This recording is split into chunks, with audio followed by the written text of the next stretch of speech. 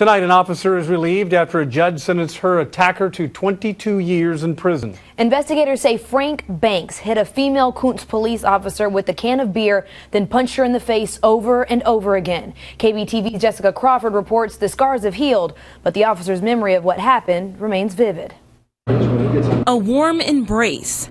An officer showing her emotion and relief after a judge sentenced her attacker to 22 years in prison. I didn't just have a scratch, I had a concussion.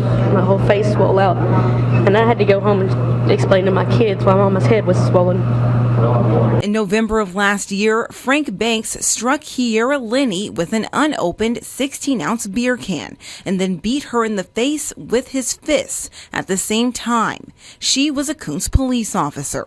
The cuts and bruises still haunt her daughter. Every time I leave my 5-year-old, she tells me, Mama, please be careful. Please be careful, Mama. Please be safe. Linney was looking for a man who stole beer from a store. That's when Frank Banks turned on her.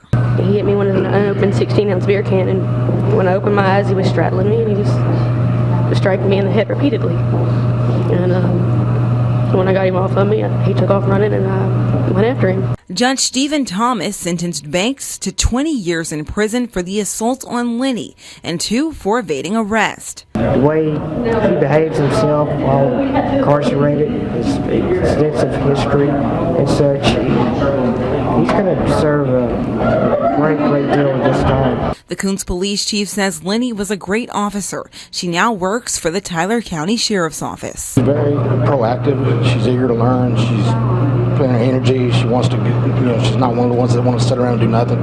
She's very eager. She wants to fight crime. When you have your community backing you, it shows the support. It shows that justice is going to be taken care of. It's not taken lightly.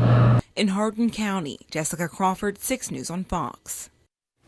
Banks will have to serve at least half of his sentence before he becomes eligible for parole.